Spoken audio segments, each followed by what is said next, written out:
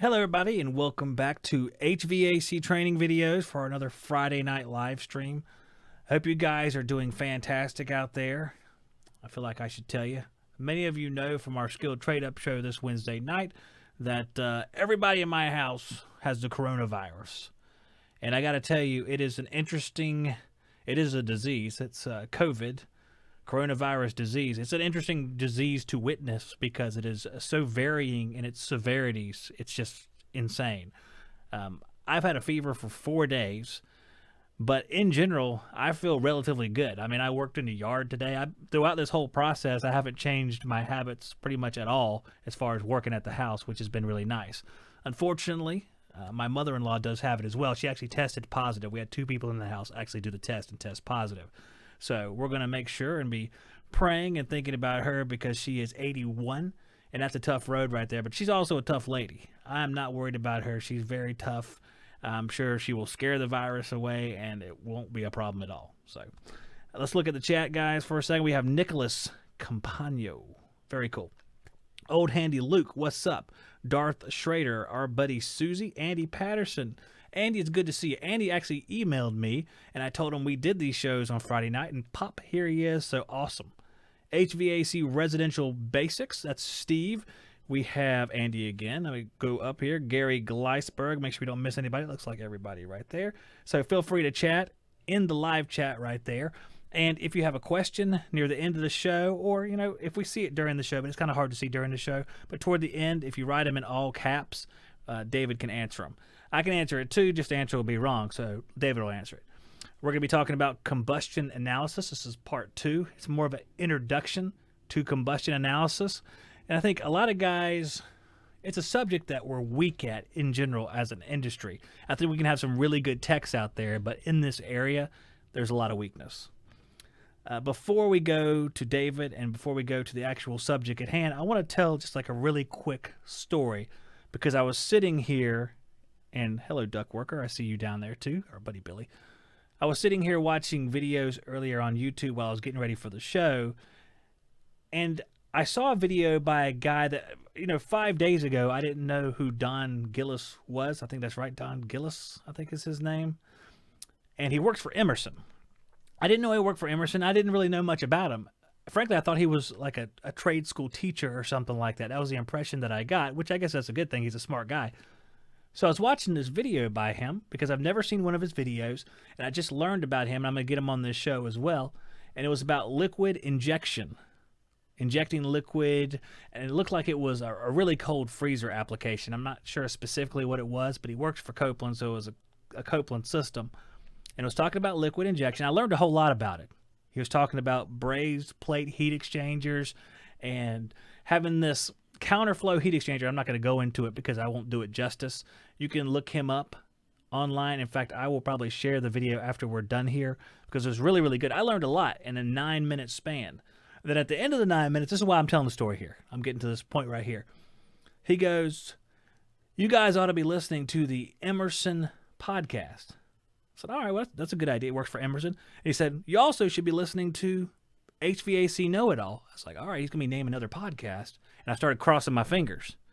He said, you also should be listening to HVAC. And I was like, yes. School. I was like, okay, yeah, okay, that's good too. And he said, you should also be listening to, I said, this is me. Who's left? I'm the biggest one of what's left. That's what I was thinking of in my head. He said, HVAC Shop Talk. I was like, I'll be daggone. I got a shout out from a guy who's 12 times smarter than I am. So I chalked that up as a win. I chalked that up as a big win. I thought that was really awesome. It was a great video, and it was kind of a nice little treat there at the end to hear that, and I was very flattered by it. And I'm telling this story because it basically made me feel really good, so I want to tell the story. Hello to Weaver Maintenance, and I will also tell Weaver Maintenance that next week you can play Skill Trade Up again because your month of isolation is over since your last win. So you can play next week. Jessica Egan, howdy. How's it going? So we're going to get into our subject at hand here, combustion analysis intro, if you will, part 2. I'm going to play a quick video right here from Yellow Jacket, and then I'll be right back with our buddy David Richardson. The new Yellow Jacket scale, part number 68864, has a 220-pound capacity, a large platform, and wireless Bluetooth communication via the WideJack app. With a 0.05% accuracy and 0.2 ounce resolution, service technicians can count on precision measurements every time.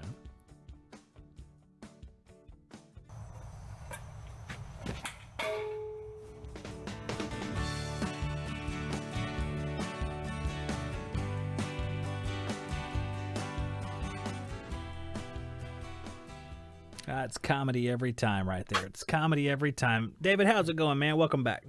It's going great, Zach. Thanks for having me back. Hey, no problem. Hey, how long or how many times do I have to bring you on the show before you go like, do you have other guests? I mean, is there other people available? I appreciate it. You're in for a treat with Don. Not only is he a fantastic instructor, he is just a genuinely great person. So you're in for a treat with Don. Whenever I was watching that video, and you don't know who these people are. When you see them on Facebook, you don't know what they sound like. You don't know what they look like. You just know there they are on Facebook in the middle of the internet. And I was listening to him talk. I said, well, this sounds like just a guy just like me, you know, a little bit of twang, and it's nice because when someone has a twang, I was like, well, they're on my level, even if that may not necessarily be intellectually true, but still, I mean, I feel more comfortable right off the bat because it's like home almost. But he is one of the good ones. Dirt under the fingernails, for sure. Dirt under the fingernails. What I'm going to do here real quick, actually, I'm going to adjust your volume on the fly. Look at this. Watch this, guys. You can watch this in settings right here. So does that mean I'm either booming or mousing? You are a little loud. Let me see if that'll work for us. Okay. I've never had anybody tell me that before. Well, I don't know if it's necessarily your fault. I think it's more of the computer world's fault, but that's all right. So we had a conversation 2 weeks ago. At first, we started with CO first. Then we moved on to Introduction to Combustion Analysis. We got to the end of that show, and we hit about 50% of the points that we had set up, or maybe about 60, because I added a couple by mistake from last time. So we have to get right back into it. I know we don't have a whole lot of time. We always run out of time. So if you're willing, let's go ahead and get right back into it. Okay? Let's do it, man. Start it. All right, let's have some fun here. All right, the first thing we were going to talk about is going to be the testing order of combustion analysis. You know, what do we need to do right out of the gates? We know we got this nice analyzer. We're looking at a furnace. Yeah. What are we going to do with it? Just start poking it? What do we do? Yeah, and that's where a lot of guys will tend to go south on this, is because you want to make sure you've got a repeatable process. And we actually walked through this in NCI's procedural standards. It's something that Jim Davis vetted out years ago. It's something that we used in the field. And you want to know what you're going to do before you ever start going. As we talk about with even measurements, there needs to be an intended outcome. And you need to have a process for how you're going to go through and do any type of troubleshooting along this line to know what the situation is, whether you're being called out, say, for instance, for a carbon monoxide alarm. That situation would be completely different than just a routine maintenance. So you're going to kind of up the level of, looking out for things if that's a CO alarm, because then you know that there is a problem. Whereas if you're going out just for a standard maintenance call, you may not have any idea what's going on. So I think what we would cover it basically as, so I'm hoping none of you guys get CO alarm calls, but the same principles would hold true. But let's just say you're going on a standard maintenance. And what I would like for everybody on the call to consider right now, anybody who's listening, is what would you do if you went out and there's fuel burning appliances in the house? What do you typically do? And if your answer is you just walk in the door and you go straight to the furnace and you start checking things, I need you to reconsider that. Number one, as soon as you step foot across the threshold of the door, you need to be measuring before you do anything. And we've talked about this, I believe, on the first episode about measuring for ambient CO. You need to make sure that the air you're breathing is actually safe to inhale. You don't want to walk into somebody's house where they, Zach, you mentioned your situation where you're ill. I couldn't tell you how many guys that I've trained say, Dave, we got a call. We went out. The homeowner said that they were feeling ill, thought they had the flu. Their low-level monitors are going nuts on their sides. And it wasn't that the homeowners actually had the flu or anything. I mean, they were being CO poisoned by low levels that a standard store-bought alarm wouldn't pick up. So you don't know what you're going to run into. So I wonder how many situations where coronavirus is getting blamed for some things. There hasn't been a test, and there may be something else going on with the letters CO in it. But because standard alarms don't indicate that, and they're not designed to, no one would ever know. So I think the first thing to consider is to go in, make sure you're measuring ambient CO before you ever walk in. Before you go in, it's a good idea to do a visual inspection. I mean, know what you're dealing with. If you walk up on a house, and this might sound simple, you guys might go, well, duh, Dave, do a visual inspection. You would be amazed at how many things get missed because the basics are completely overlooked. We get the blinders on and we're like, okay, I'm going to go troubleshoot. And we're already diagnosing the equipment while we're on the way to the job, right? You guys do that, or am I the only one that used to do that? I did it all the time. I would always troubleshoot in my mind. I thought I was being efficient. I've heard stories on either side of that. That's good or that's bad, tunnel vision or whatever. Yeah. I always did it. Yeah, I think we all do, because that's what we do. We fix things. So we're trying to prep ourselves for the situation. And as we do that, we can forget the basics. And a lot of times the most complicated problems you'll run into this are the basics. So just walk around and look at the outside. Number one, is there a gas meter on the house? What type of fuel are you dealing with? Venting systems. This is one that we tend to forget. There have been a lot of situations where we would go out. Someone has called and said, they had a roof repair done. We go, look, there's no flue sticking through the roof. Oh, yeah. And they don't have 90% equipment. That is a red flag. Those are the things that I'm talking about. Any obstructions in the chimney, flues along that line. Are there anything that's on, if it's sidewall vented equipment, condensing? What's the flue look like? I always look for rust and soot. We talked on earlier episodes that what rust is an indicator of. That's flue gas condensing in the equipment. Also, if you see soot, if I saw soot around the outside of a cap or it was just all black, I knew right off the bat that I was going to encounter some high CO readings, because you will see soot anytime you have high CO. Or CO, it takes thousands of parts per million of CO to produce soot. So you got a problem going on there. Can I ask you a question real quick on the CO being so elevated, producing soot? Now, soot isn't essentially than just a carbon deposit? It is. That's what soot is. It's carbon in its pure form. And it can happen. A lot of guys think it's when you've got too much gas pressure, and it can actually happen when you have either too much fuel or not enough. What's happening is you just got air and carbon that aren't bonding. And there, for whatever reason, that free carbon floats and you get soot. And sometimes it'll settle at different points in the system. And it's not always black. So let me point this out as well. There's going to be some situations that you guys are going to go do a visual inspection on a piece of equipment, and it will look like it has gray fuzz in it, almost like cellulose insulation. And it may, in fact, be soot. So I almost fell through a ceiling one time in a house in Lexington, Kentucky, because we weren't even called out for this furnace. We were called out for the bottom one making a popping noise. And we finally figured out what it was with the burners. They said, while you're here, why don't you go ahead and just service our upstairs unit? We go up there. My analyzer probe goes up in the draft hood, and I'm kind of looking up in it to position it. And it looked kind of gray, kind of fuzzy. And I'm like, that's probably just insulation, My analyzer, the one that I was using at the time, hit 10,000 parts per million within about 6 seconds. And I almost fell through the ceiling trying to turn the furnace up because my face was by this draft hood. And that amount of CO would probably kill you or cause you to pass out at that point in time. It wouldn't have been good. You were working on a natural draft Natural draft horizontal furnace. Oh, wow. So now, is there any special difference between gray, fuzzy soot, and I'm sorry, this doesn't sound very scientific, versus black? Is there anything that should alert you about that, or is that just different ways it presents? Okay. Yeah, and it's how it's formed as well. Sometimes you'll see white soot, like almost looks like little white balls. And a lot of times that can be a combination of underfiring and poor combustion. So it just depends on the combination, what's happening in the combustion process. So the important thing is to know what you're looking for. And you'll see the white soot more on fan-assisted equipment, 80% plus. But that's interesting. Do a visual inspection. Do you know why that is, why they appear differently? Or is it just kind of a surprise? It's just got to do. I'm sure there's a scientific explanation behind it. There's formulas that'll make your head explode with this stuff, but they've never helped me solve a problem in the field. So Well, I don't want any head I'm sure explode. somebody a lot smarter than me could explain it. I just know if I see it, it's a bad thing measure and knowing where to look. So Okay, well, that's don't let the me other slow you thing. down. You were talking about your furnace, which was producing 10,000 parts per million. Yeah, and there was no indication of it, Zach, in the ambient air. So this is where I wanted to tie it in, was just because you measure 0 CO in the ambient air, it doesn't mean that the equipment's safe. This furnace was absolutely dangerous. It's just at the conditions that I was there at, for whatever reason, there had been no flue gas spillage. So don't assume if you've got 0 CO ambient that everything's safe. You have to test the equipment in the flue to verify first. But your number one goal is to verify your safety and your customer's safety.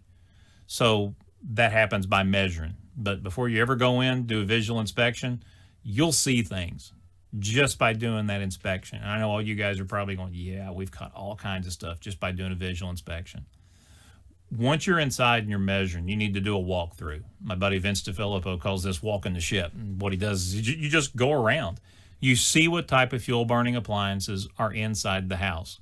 And as you're doing this, if they're vented appliances, you're making sure that that matches up with the number of flues that go through the roof. You're also checking connections, that sort of thing. You're doing a good observation, looking things around. We're so quick to want to jump into testing that we check everything out. Look at the equipment, see what it is, see what type of condition it's in.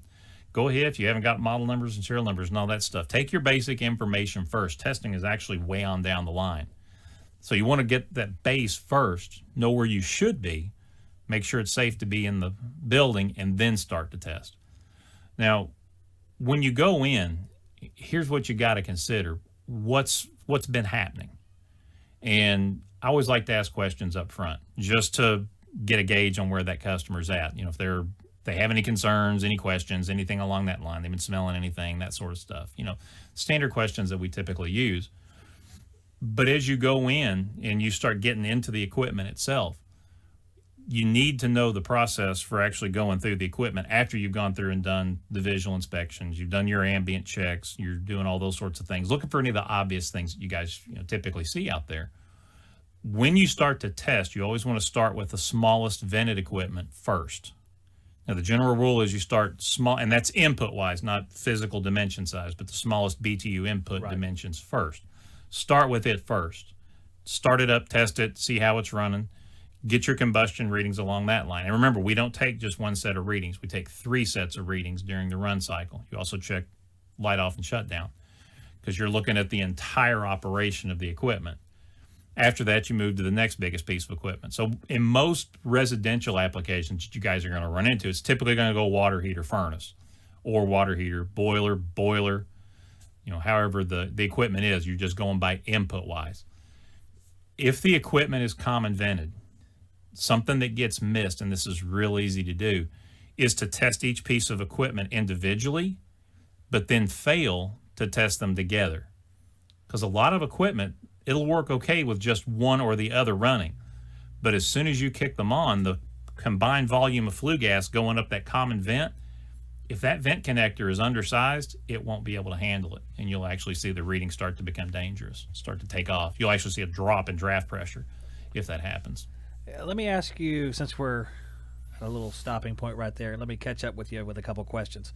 Now, if you're testing a house that has multiple vented appliances, not just 2 that are connected on a single vent, but just multiple throughout the house, do you need to test, I know this is sort of like the worst case test, do you need to test your appliances with all of them fired? Test them one at a time, and then you'll want to turn them on sequentially like that. That is actually a fantastic question, because one of the things that guys will ask in the classes typically, they're like, if we get called out on a CO call, do we turn on all the equipment and then start testing it? And I'll typically ask the question back. I'll say, well, what if the equipment that you're testing is not the one that's causing the problem and you're getting poisoned the whole time that you're there? Right. So you'll want to test sequentially and then test everything at the same time to see there's other influences that you got to get into when we start talking about draft interference testing. So really what we're doing now is just talking about testing the equipment. There's a rule that I need you guys listening to this and watching to remember. When you test, you need to test under normal operating conditions. This is one of the things that causes the most goofy readings that you'll ever encounter. Let's take, for instance, a water heater install in a closet with a louvered door. What's the normal operation, the normal operating conditions for that water heater? And you guys are all going, well, with the door closed. But then we think about how most guys test it, with the door wide open. Right. That's not how that piece of equipment's intended to operate. Every time I have seen something go goofy, it's because I messed up and I didn't test the equipment in its normal operating conditions. So that's what we have to account for. And also how the homeowners interact in their homes, especially if there's central returns that are involved. Because as you start to close off doors, you guys need to remember this. Doors are nothing more than conditioned space manual dampers. They control air in and out of a room when there's a central return. And when you close the door, you close the damper. And airflow always takes the path of least resistance. If that central return is there near a water heater, it doesn't matter how much combustion air grills it has going to the outdoors or up to the attic, air is going to take path of least resistance. And more often than not, I've seen it cause the water heater spit to spill. So consider that situation as you look at these things. And this is why I say you want to do a visual inspection, because you'll see these types of things as you go through. But as you test, you have to test how the equipment normally operates. That means that burner doors are on. Furnace doors are on, not off, because you're testing in unlike conditions. And you could even take this to the extreme of testing a furnace up in an attic. If the attic hatch is down, that's not normal operating conditions. That's absolutely true. Hey, that's a lot easier. That just made your life a lot harder. Well, that's exactly right. You're making a good argument, and I was thinking about this when you said the louvered door being open, closing it. You're making a good argument for some of these Bluetooth analyzers where you can stick them in place and stand outside of the door, downstairs where something's in an attic where you got to close it up or something. Yep, there's multiple models of Bluetooth that are really sweet that you could do that with. So that way the test instrument is inside the closet or up in the attic. So you can actually sit downstairs, have a cup of coffee or whatever, watch your readings and see what they're doing, and then track them, see what they're doing. But most of the times where I've seen chasing a ghost like this, you're chasing a problem that you can't replicate, is because you're not testing in normal operating conditions. Where I've seen situations in an attic really go south is when there's a powered attic ventilator and it's a water heater. So think about that. We didn't really talk about power vented stuff last time, I don't think we touched on that, did we? No. As far as you have those little wall mounted power venters. Those, I know we talked about stuff that's vented and has like induced draft fans. Yep. But is that something we should talk about? I mean, this is just spitballing here because it's not on our list. But since we're here, the testing procedure is going to be the same. One visual that you need to look for on any type of sidewall power venter is if the equipment's natural draft, is the draft hood still on it? I have seen power venters put on natural draft equipment where they weren't retrofitted correctly, cause the equipment to become dangerous, because that whole path of least resistance thing, the air from the hood would actually bypass the equipment. Absolutely. I'm imagining what you're saying. So this power venter kicks on, and you have this draft hood, so it's just sucking air from out of the draft hood, and then you have this combustion taking place, and basically almost no air moving across the burner then. Yep. Oh, man. I bet that is some bad combustion analysis. That's, and you won't catch that with a standard spillage test. That's what's so tricky about it, is because the standard way that most guys will test that is they'll shoot smoke or they'll test draft at the draft hood, and they'll have all kinds of air moving up through the equipment. They don't have any air moving through the equipment, though. I bet it's all moving through the draft hood. I bet you got a lot of draft when you got the power venter and you got a draft hood on there. Yeah, it's just not going through the right spot because you actually have two different locations that you need to have draft. So, power venters, and when they're set up, they're a wonderful alternative. If you've got a flue that's collapsed or you just don't have a really good solution, they're a great alternative and a great repair, one that we used to recommend all the time. So I think I actually wrote an article on one last year or this year on power venter safety and how to double check them and stuff. So now here's just a question as a contractor who might have worked on these, because I live in heat pump land, so I have never installed one of these ventilators that connects near the outer wall to power vent equipment. Now, when you have these things, you're solving for a flue issue. You can't run a flue a certain way. Is that Correct. fair to say? Yes. Okay. So if you do install one, does a power venter necessarily come with some sort of retrofit kit for your appliance, or do you have to buy one separately? And then why I'm asking this is you have to have the mindset to say, okay, I need this other piece. It's not going to come with this thing. It depends on the manufacturer. Some manufacturers include them in the kits. Others, some have got pressure switches, draft regulators. I mean, they've got everything right in the kits. And others, you got to kind of read between the lines on them. Okay. Well, that's what I'm trying to get out there. I won't name names, but I won't name names, but I do in class, but I won't name names on here. Well, there's some that do include it and some that don't. One of the things I want to talk about that sort of thing for, because we have a lot of new people here. We have a lot of people like me who live in areas where this is not a prevalent device to run into. And unless you mention this, sometimes you just never know. I mean, you buy this power venter, you hook it up, and all of a sudden you're sucking draft hood air all the live long day, and you just go home thinking you've done a great job. Yeah. And then where most of you guys may run into it was on a retrofit situation where they had the old high-temperature plastic venting material that was recalled. So if you guys see any of that, I think Plex Vent was one of the names. I forget some of the other different manufacturers, but it was basically a fan-assisted 80% furnace that was vented out of plastic pipe. It was high-temperature pipe, and it was recalled years ago, but the stuff is still out there. And if you guys see that equipment needs to be shut down. That venting system has been declared unsafe decades ago, actually. And that was where you would see a lot of power venters, because the contractors would leave the equipment in place, install the power venter, and you got a good venting system. That's kind of scary. I mean, I'm sure there's plastics out there that can withstand quite a bit of heat, obviously. Yeah. But just the sheer fact that it's plastic, I would worry. High temperature plastic venting. I can't HPVF or something like that. I can't remember the exact terms for it. HPV thinks of something very different, actually. Yeah, no, I can't remember the exact name of it. But if you do a Google search for it on high temperature plastic venting, you'll see it. And there's all kinds of Consumer Product Safety Commission recalls on it. The joints would basically just break down and deteriorate. And they would just snap loose, and you'd have flue gases dumping. But, depending on the age of the equipment, it's just as cost effective to go ahead and bump up to condensing equipment. That's where your real savings is going to come from anyway.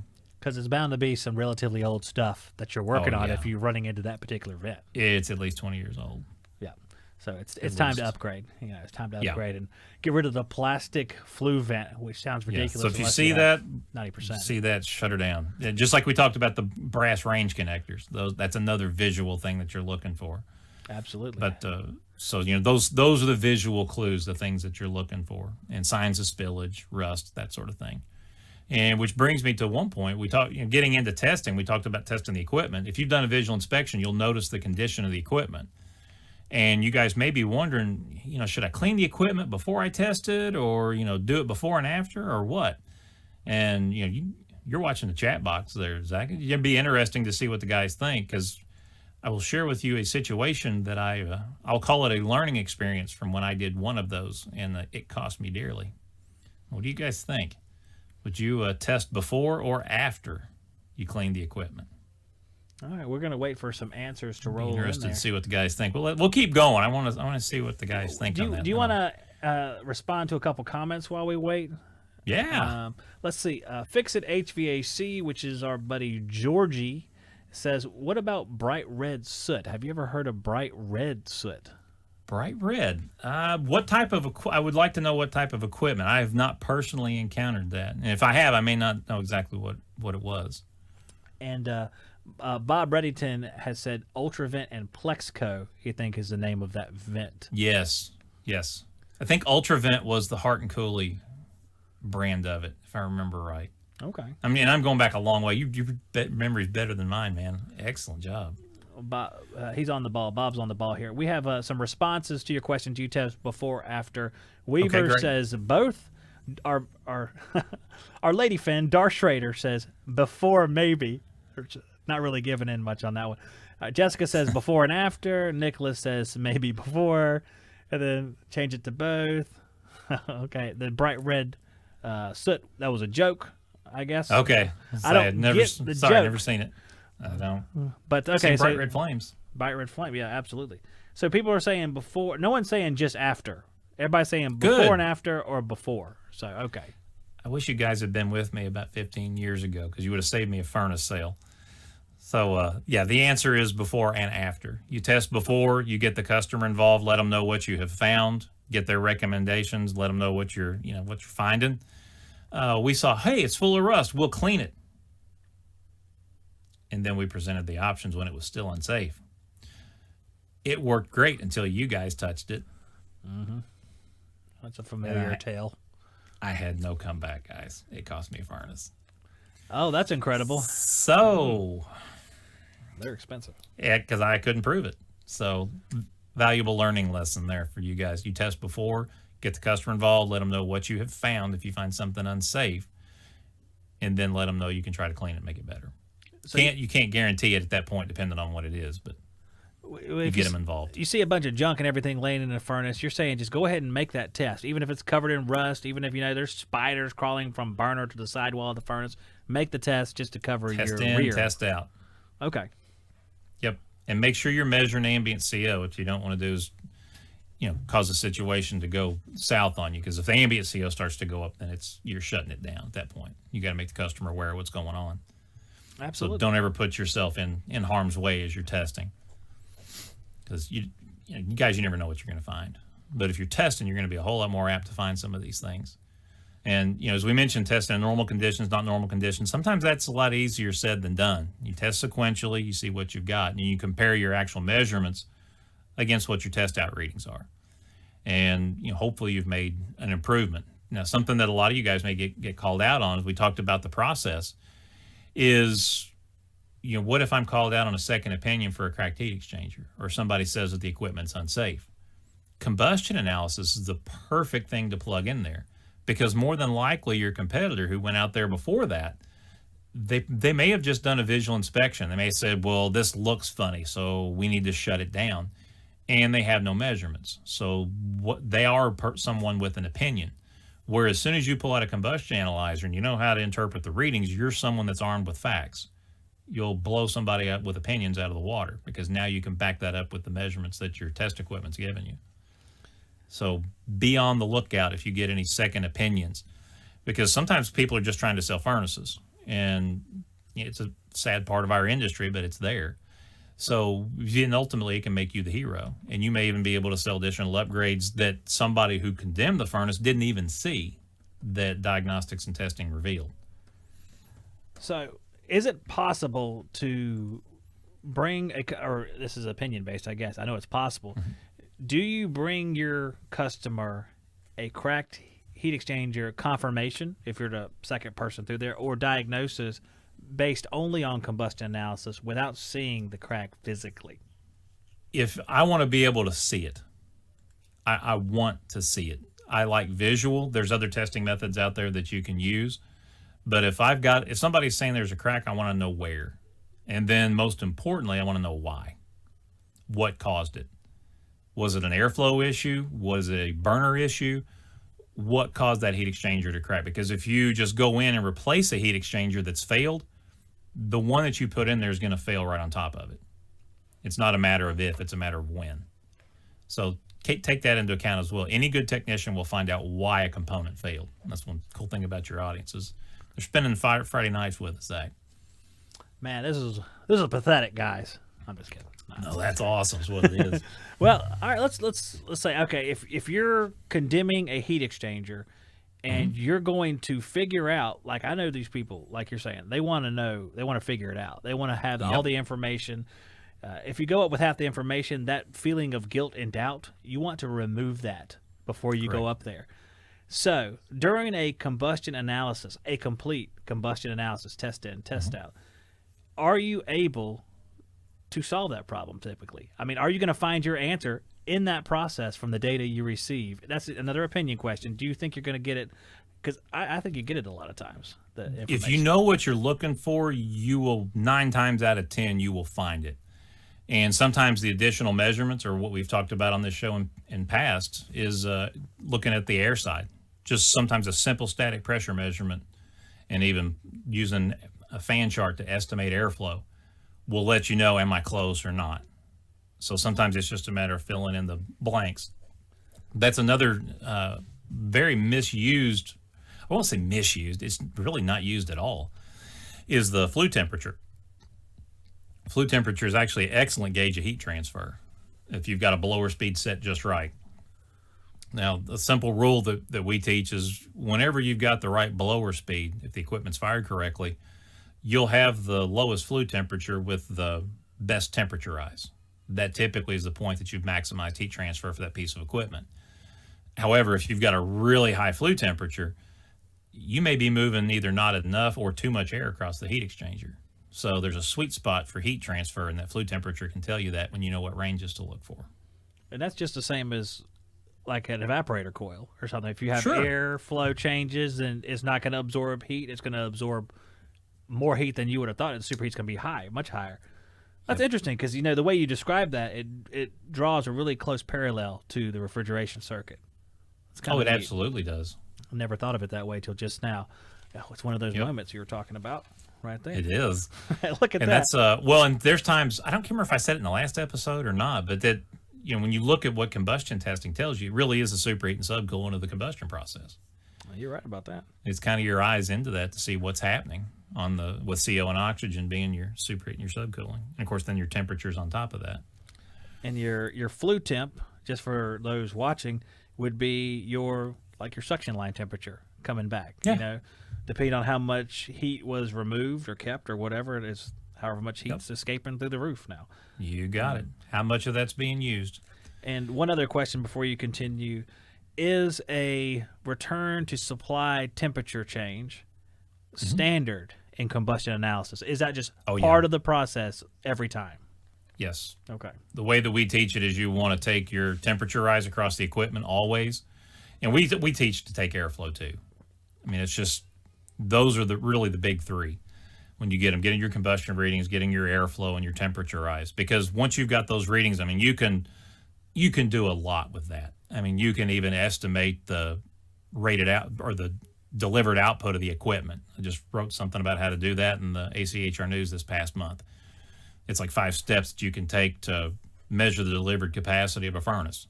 So, I mean, when you've got that, you can check and see exactly what you have. So if you have say you've got a 60,000 BTU input furnace that's rated at 57,000 BTUs of output, you can measure air side and temperature readings and see how close to that 57,000 you're coming.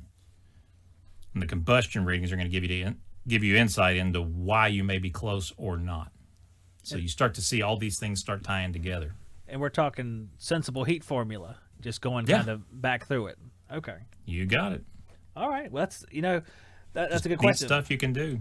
If you're working on one of these furnaces and there's no blower chart, so using static pressure, you'd have to use some sort of general rule. Would it be better just to go talking to natural gas to try to kind of go reverse and clock the meter and go backwards and try to figure out what your airflow is that way? There's guys that teach that. I found it to be off pretty substantially. When you get into air, unless you're doing some type of a direct measurement, you always run the risk of being off a certain amount.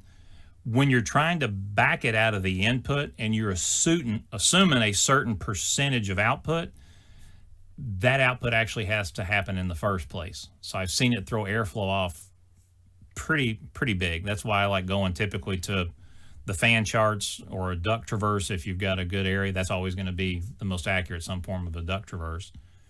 But I don't think we've ever talked about duct traverses. I don't think we have. Well, we got to save something for the future. I mean, great. Future episode maybe. But for those of you that are listening, if you do run into that situation that you mentioned, Zach, to where you're out on, say, a 10-year-old piece of equipment and you're like, I can't find the blower table for it, there's a couple of options that you have. You can Google the model number or the manufacturer's name of that equipment, the first 4 or 5 digits of the model number, and then fan table. And a lot of times you'll get a hit within probably the first 4 or 5 links. But it's the manufacturer's name, the first 4 or 5 digits of the model number, and then fan table, and stuff will pop up. If you guys can't find that, email me. I will send you some generic fan charts that we've come up with at NCI. And they basically took, I forget how many different fan charts they took, and they just dumped them all into a spreadsheet, and it spit out all the average numbers. I would like to have that. I would personally like to have that. Yeah. You guys email me. I'll send them to you for a constant speed PSC blower and an ECM, the 2 most common that you'll probably see. Ever since I started interviewing you, that's one of the things that I've heard you say that I've forgotten to say. I want to learn that. because I know you can figure things out through very complicated means, but I don't know how to do that. So I would like to have any knowledge. You know, I I'm can not in that complicated though. area. But you know complicated things. You guys have been, yeah, but the fun part is making them simple, because then you really get to see how well you understand them. And the more I do this, the longer I do this, the more I realize how little I know about this stuff. That's kind of one of the things that knowledge does, is a unique way of humbling you. You learn these things and you're like, wow, I don't know anything. So you try to figure out how to make it simple to where it makes sense to you, and then of course you can share that with others. And that's just kind of how some of this stuff works out. David, I know the truth, David. You're an extremely smart guy, but you have this southern delivery, which makes it seem simple. That's why you're so good at this, because the knowledge is there. Yeah, of course, we're not I'm 100. a boss's kid, man. Remember that. I was a boss's son. I was the one that pushed on the pull door while everybody was laughing at me. You were the one going to find the tools that didn't exist when they told you to right. go find them. Yeah, I've heard those stories. They did that with my dad a long time ago. We've been there. Oh, geez. All right. Where were we? On the testing order, because we talked about a lot of things that could pop up in the testing order. Now, let's say that you've tested the equipment and everything seems like it's working okay. You also need to test the impact of fans. Now, this is where you get into what are called fan interference tests. And what you're trying to see is what type of an impact, say door closures or kitchen exhaust, any type of a fan that takes air from inside of a building and exhausts it outside, you have to consider its impact on any combustion equipment that's inside that space and see what it does. So we're talking there's bath a process fans? that you walk through. Bath fans, clothes dryers, anything that exhausts air outside. If there is a whole house fan, I'll tell you straight up, it'll fail it. It'll fail every time. Don't ask me how I know. It will fail every single time. Well, that's a hoss of a fan. That's just a gigantic fan, though. You would think it would cause a lot of problems. It does. Well, in commercial kitchen exhaust ranges hoods that are going in residential applications now, no makeup air. Well, they're getting makeup air. Trust me. It's called a flue. And these are the things where you guys can solve this stuff, because they need makeup air. They need makeup air. Absolutely. It's interlocked with the hood. So yeah, I ran into that one personally a few times. We did some pretty extensive hoods back in the custom home boom of the early 2000s before everything went 2007 and 8. I remember hanging a 300-pound range hood in the middle of this beach house, and I remember thinking, this range hood's bigger than my house at the time. And we had to anchor it up in the ceiling, and it had a duct. It was something insane. It was like 800 CFM or 1,000 CFM, and we had to bring air back into the house. And this place needed like 5 tons when the thing ran. If you left it on, the air conditioner was useless. It pulled more out than the CFM for the equipment was. So it'll definitely make. And this is just a heat pump we're talking about that's pulling more air out. But if you have gas, I mean that could be a tremendous liability. You got it.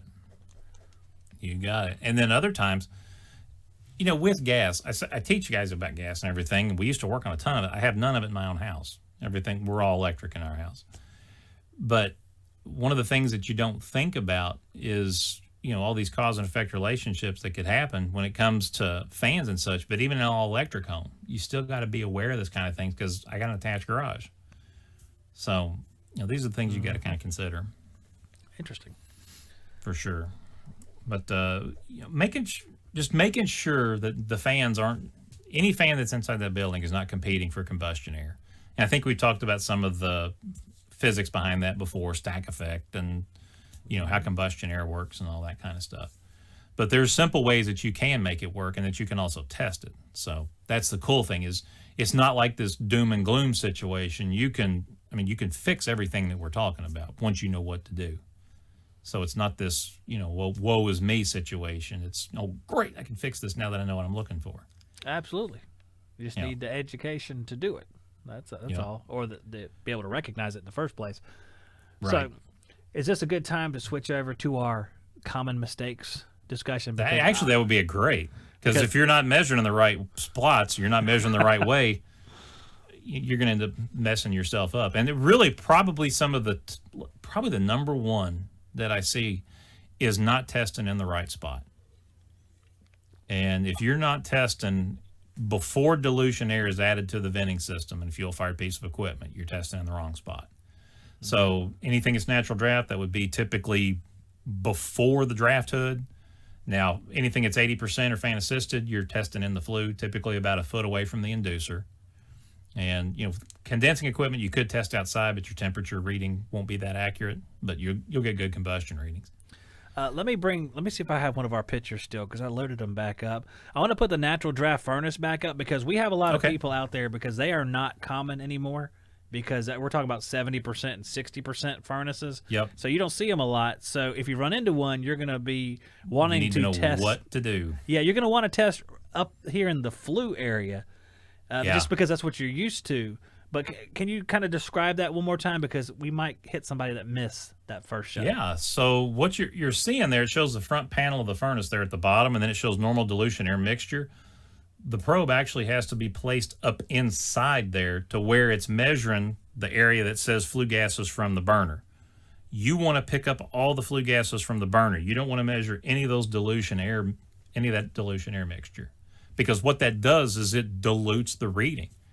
And I've even seen this in trade photos. They'll show natural draft equipment, such as a boiler, testing in the flue, and there's a draft hood right underneath it. And so, it's a very common mistake to make. I'm not trying to beat anybody up over it. It's just the number one mistake that I see is testing in the wrong spot. And others, guys who've got really good hearts, and they'll test in, say, like a supply register or return grill, looking for a cracked heat exchanger, and you're not even testing in the right spot. Take it from somebody who did more of his fair share of testing in the wrong spots than anybody. So I was trying to do what was right. I just didn't know any better. And real quick, I'm going to put the water heater picture up, because the same idea. If you were to test in the flue of that machine, you would get the same problem. That's a great photo. That is a great photo. Now, that probe, one of the things that isn't brought out in that photo, although it's a good one, is anytime that you're testing a water heater like that, you want to make sure that you test on both sides of the baffle, because it could be a pretty good indicator whether the burner is centered up correctly or not, or whether it's shifted. If you get really high readings on one side of the baffle and low readings on the other, then there may be a mechanical issue going on there. And also look at the grommets. That's one of the good visual inspections that you can do. Look at the grommets, look around the base of that draft hood. If it's rusted up or the grommets are melted, now you've got spillage out the hood. That's a good point. You can but see that's a really good photo. Yeah, so you see like 2 really parts easy. per million. They're showing 2 parts per million, 20.6. So that you will pick up on a standard water heater some CO because of the pilot light. So don't think you'll always read 0. You may pick up some CO from just the pilot light. That's interesting. Just like having a candle burning or something. Yeah. And when I think of this one, old ranges with pilot lights. There have actually been ranges and unvented ovens or unvented gas logs that have set off CO alarms from the pilot light. Now, how... This is a very specific question. I don't know if you know this or not. How many BTUs is a pilot light typically putting off? I mean, that's. If you hadn't asked me, I could have told you. There is. I used to know this. Next I'll have an answer for you. I used to know this. It's one of those like Final Jeopardy type things. It is. It's the hard question from Skilled this. Trade Up. Try again next time. Yeah, I used to know this. I did. I will get you an answer, because now it's going to drive me nuts. If we had just been talking, I could have randomly spit it out, but now you're asking me. I'm like, well, I was just thinking about it, because I want to know how much BTU is being used, how much CO is coming out of that thing. Basically, just the intensity of these pilots. Well, and a lot of times it's impingement is what you run into. Okay, yeah. And because with a pilot, you're dealing with the size, the shape, position, and the pressure that's on that pilot orifice. So that's what you're running into. Interesting. We never. I don't think we. Is there anything different? Because I'm just thinking of something right in my head here before we get into anything else. There's a lot of smart valve stuff out there. Is there anything different about smart valve appliances that people should know when they're testing them? It's just that basically the controls have moved. Is there anything different about what they should know about combustion testing them? They're all going to be about the same as far as a 80% fan-assisted furnace. One thing I will tell you is if you run into a situation with a smart valve that has the hot surface pilot on it, if it randomly locks out, change the pilot orifice. And I will leave it at that. So it's occluded, is what you're saying, the pilot orifice. What happens is a lot of times that pilot may be running a little bit underfired. And anytime a burner orifice runs underfired, it will continue to oxidize, and the underfiring gets worse over a period of time.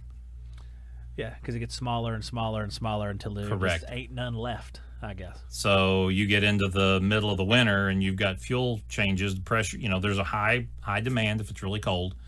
And what may have been a great pilot earlier in the season now may be dropping down a little bit. The worst and it's pilot. not generating that current that's needed and shuts off. That feels like York to me. That seems like a York thing. So Maybe I'm right. I've seen this on Temp Stars, Comfort Makers, anything with a smart valve in it. I'm trying to remember those hot surface igniters. The York package units. I remember when you said that the orifice would get clogged. I wasn't thinking about that. I was thinking about the inducer motor, and the pressure port always got clogged because it's the bottom of the inducer. Oh, and yeah. crap would get them every year. You had to clean it out. Clean it out every year. That's a completely different function. That's actually tied to the post-purge of the equipment, because with the efficiency standards the way that they are, the manufacturers have to try to keep all the heat inside the equipment. Well, that means that the post-purge can only run for about 5 seconds or so. Well, when that happens, there could still be a whole lot of flue gases that are left trapped inside the heat exchanger and the venting system. And if they don't make it out, they're going to condense inside that equipment, and they're going to start to eat it up. Absolutely, that's true. These machines that I'm talking about, they had, I don't even think it was 5 seconds. It was just a second or two that ran afterwards, and you're absolutely and then right. It's off. Then it's going to cool down and condense, and then eventually I would think rot the thing out after. That's a lot of times what happens. Some other visual clues that you guys have seen besides what you mentioned, Zach, with the inducer port nipples getting plugged up, the pressure tubing going from the pressure switch to the collector box. If it gets condensation in it, that's a sign of that. Hot surface igniters that go bad every year. You just got one that just goes bad. That moisture migrates back, settles on that hot surface igniter, and ends up causing it to short out. And this is 80% equipment. This could be 90 as well. But, people think about condensation and things getting plugged up. I always think about 90% equipment because of the drains and stuff. But this is 80% that can, just because the flue gas isn't going anywhere, that's why it's condensing. It drops back below, it gets below its dew point, and then it starts to condense, just like moisture on the evaporator coil. It's going to be kind of the same principles. Man, I got a great, I got to have another super difficult on-the-spot question. Okay. What is the typical dew point of flue gas? I want to say it's in the range of 230 to 250 degrees. It depends on which charts that you look at. But it's around 230, 250, somewhere in there. I'm impressed. You had that right off the bat. In that range. So I'm surprised. It's Friday night. And how many BTUs as a pilot? Still nothing. Yeah. It's for some reason, I know don't let this it get can't to you. be right. Don't let No, it this get to you. can't be right. I want to say 800 BTUs, but I don't want to. I don't want to. It seems like a put that lot. in writing. It seems like a Yeah, lot. I don't want anybody to put that in writing, but I know there's a way to calculate. I used to know what it was. I'm going to put hey, go ahead. Let me give your listeners one chunk of meat, because we've talked about process and walking through this. You guys, by the time you listen to this, we're already in the middle of December. You're already at some point, depending on where you're at in this country, if you're working on gas equipment, you're going to have that one condensing furnace that drives you nuts. And when you go out, the customer may call and say, it's running great, and then it shut down. You go out, you can't find anything wrong with it. You leave, about 3 hours later, you come back, and the furnace is locked out again. It's this vicious cycle of it seems like it works great while you're there, and it quits running 3 hours later. You can use a combustion analyzer to predict if the pressure switch is tripping because of condensate. We have found these on maintenance calls where condensate was backing up in either the venting system or the secondary drain, and it will cause a very slow rise in CO. I'm talking like 1 part per million, maybe every other minute. If you see that, check the drain.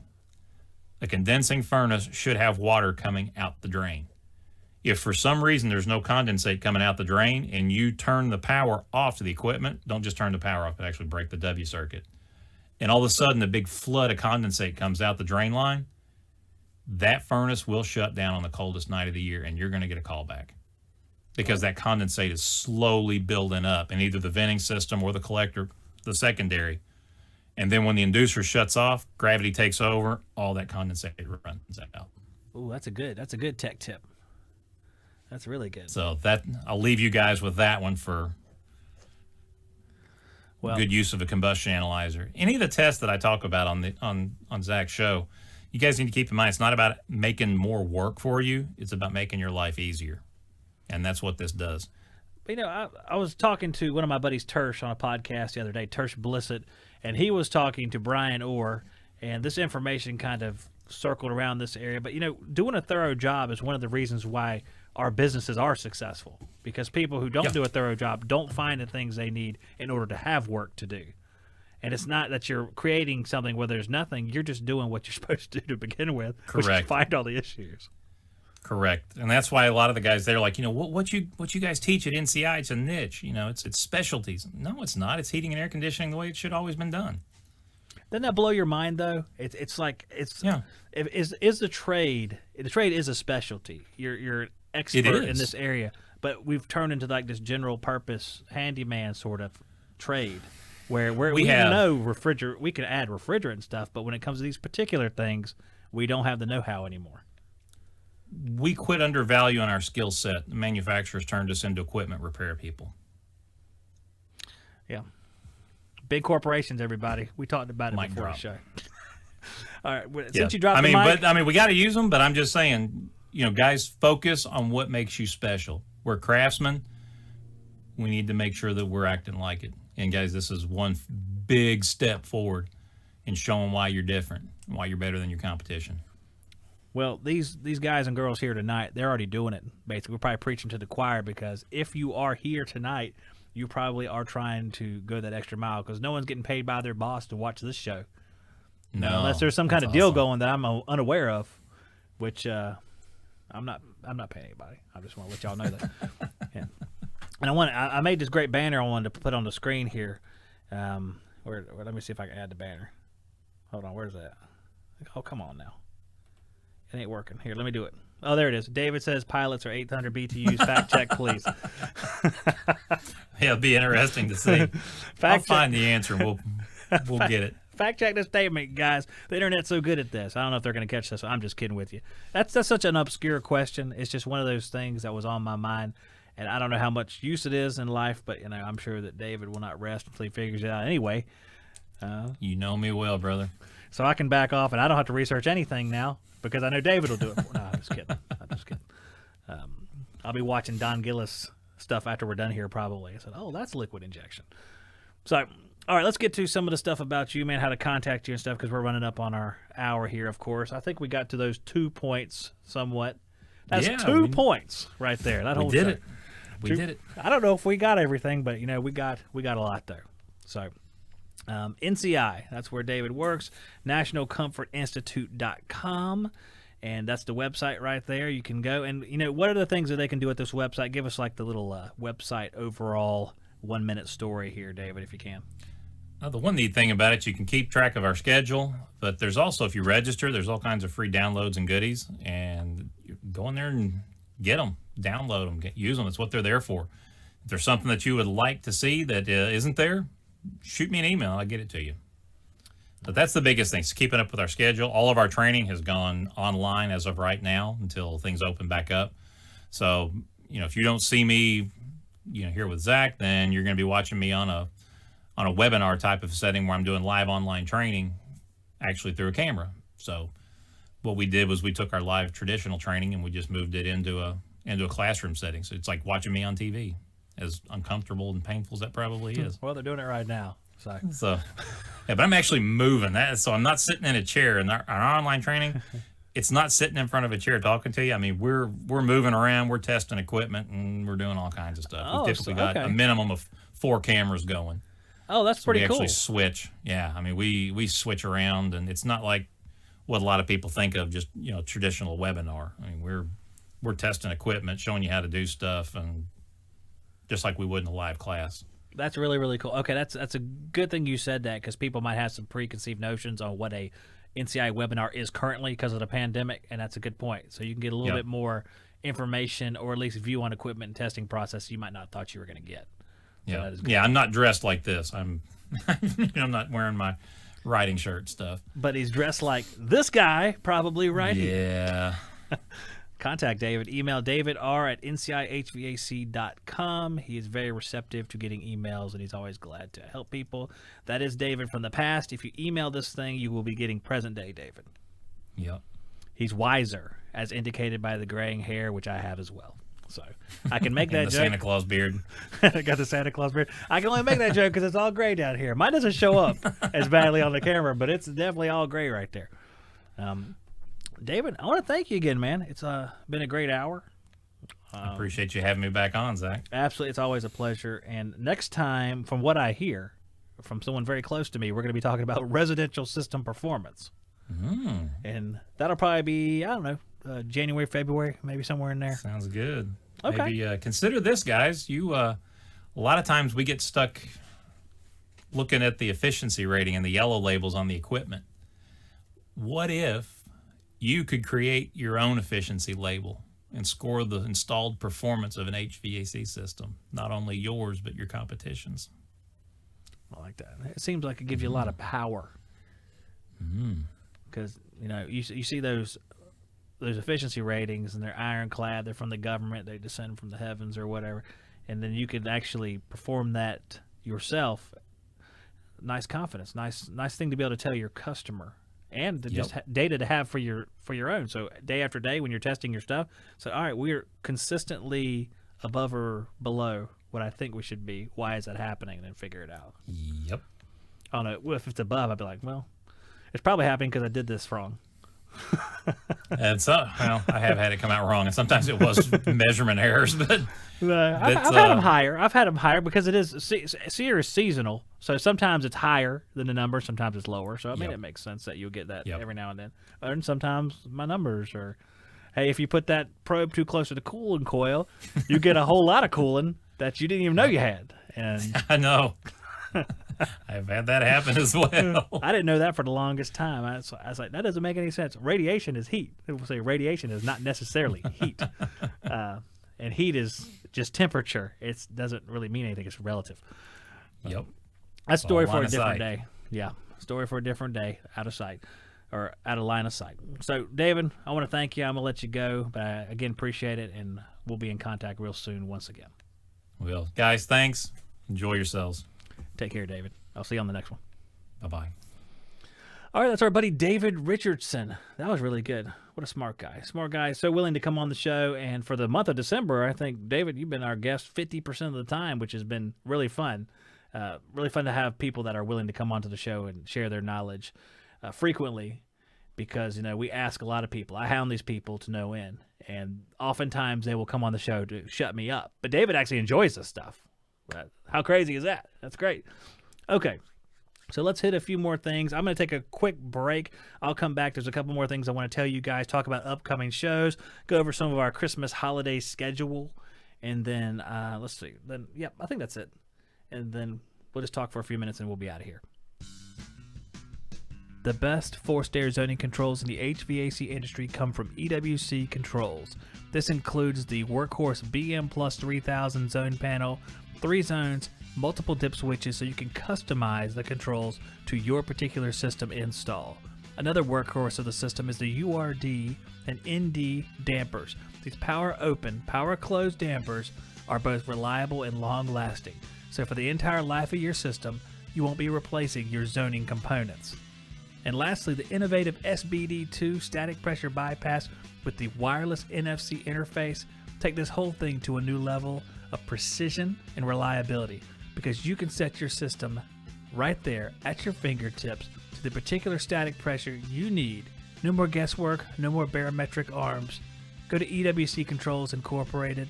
You can find them online to learn more, and look for them in your local supply house. Oh yeah, good old EWC, man. They're awesome. Love EWC. What a good partner to have for the show. We have such good partners for the show, guys. I know sometimes you're like, oh, ads are on the show. But you know what? It's just our sponsors who help make this show possible, and they're really good companies. So just don't see it as an ad. See it as an opportunity if you need one of those things to go after those guys, because they're really good. So I want to just hit a few things real quick. I'm going to go right through the little thing here. If you want live notifications, please sign up for them. I have a pinned message at the top of the chat. I text everybody that has signed up before the show so they do not miss it. I'll text you with a link to the show, so it's really easy for you to watch. So just sign up for those. It looks like this when you go sign up. I think we have like 30-ish people that have signed up so far. So I'll be happy to take as many as possible because that just means more people can come in and watch the show. It's a lot of fun. All right, on Wednesday nights, we have the Skilled Trade Up YouTube channel there. That is an old picture. We have many more shows since then. So just you can find us in the description of the video. There's all the links you need to find all this stuff. I'm just going to hit them real quick. Skilled Trade Up. If you want to support the show, especially Skilled Trade Up, where we spend so much money on prizes and shipping, you want to help us out, feel free to donate $1, $5, $10 a month, all your money, whatever. You can go to subscribestar.com/Zack-Psioda to do that, and I appreciate that. We have like 10 guys, I think, on there. It's awesome that they help support the show. Also, HST Podcast, HVAC Shop Talk. Everything you hear on this channel streamed live is going to eventually be a podcast. Sometimes there's some extra stuff that goes on the HVAC Shop Talk podcast, but you can guarantee that all of these shows will be on there. So make sure you subscribe to that, and if you will, leave us a review. It's really nice that we get reviews. I think that helps us on iTunes, just like if you would please like this video if you enjoyed it. I'm not going to ask anybody to do anything that's against their actual feeling, but if you did enjoy the video, take a second and like the video. It helps it out a lot. And afterwards, put a comment on it. I see there's a couple questions we didn't get to, so if you want to comment those on the video, I will try to give David a heads up. He might be able to come over here and answer the questions. Next week, I think we're going to have, I was unable to do an audio test with Paul from RLS this week because I was kind of sick that day, and at that moment I didn't even know if I was going to do Skilled Trade Up. I actually feel a little bit better later in the day, but as long as I can get audio and video ironed out with RLS, that'll be our guest next week. We're going to be talking about what happened between RLS and Sporlan. That'll be next Friday night. If not, we'll have an alternate show. We have a lot of people loaded up in the barrel there that we could use, and I don't know who I'd do, but hopefully it'll be RLS because that's what we've been planning. Skilled Trade Up will be back next Wednesday night. Win some tools, become a champion. We gave away a lot of tools. All the prizes are out. They've been mailed via UPS. Every time you win something, I will email you immediately after the show when it's packed up and give you the tracking number so you can track it all the way to your house. And now we're using UPS because the postal system it's gone nuts a little bit. Stamps.com is nice enough to let us use UPS, so it's really nice. I think that's it. Subscribe if you haven't subscribed. Like if you haven't liked already. I really appreciate it, guys. I love that you guys are tuning in on Friday nights to watch. I really appreciate that. I'll get out of here. Let you guys have the rest of your night. And I'll see you on the next one. Take care, guys.